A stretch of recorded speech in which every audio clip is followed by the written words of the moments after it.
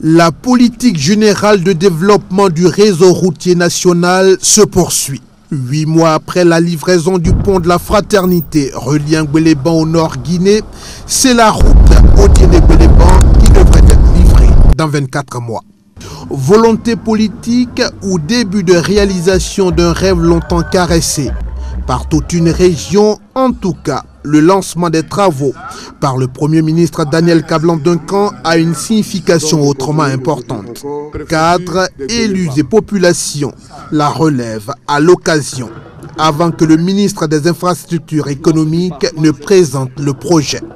Les travaux qui dureront 24 mois consistent au bitumage d'une chaussée de 2 fois une voie, faisant de cette route une route internationale qui pourra donc être empruntée aussi bien par les véhicules de tourisme que par les camions de poids lourds qui viennent de la Guinée et qui permettront à cette région certainement de devenir un centre et un pôle de développement au nord-ouest de la Côte d'Ivoire.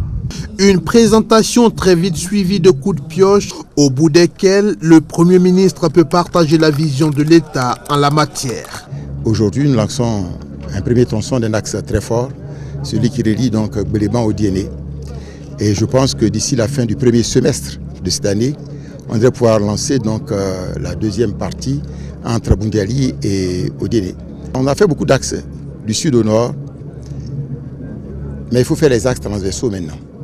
Cet axe est important, il fait 71-112 km, il va coûter une quarantaine de milliards et il va s'achever dans 24 mois.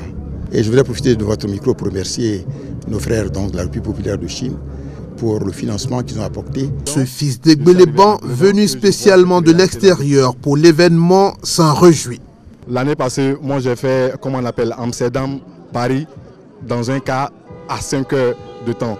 Aujourd'hui, je dis à la population ivoirienne qu'il sera possible bientôt, après la première pierre de l'axe Gbeleban au Odiéné, qu'il est possible de le faire à 45 minutes au lieu de souvent peut-être 4 heures.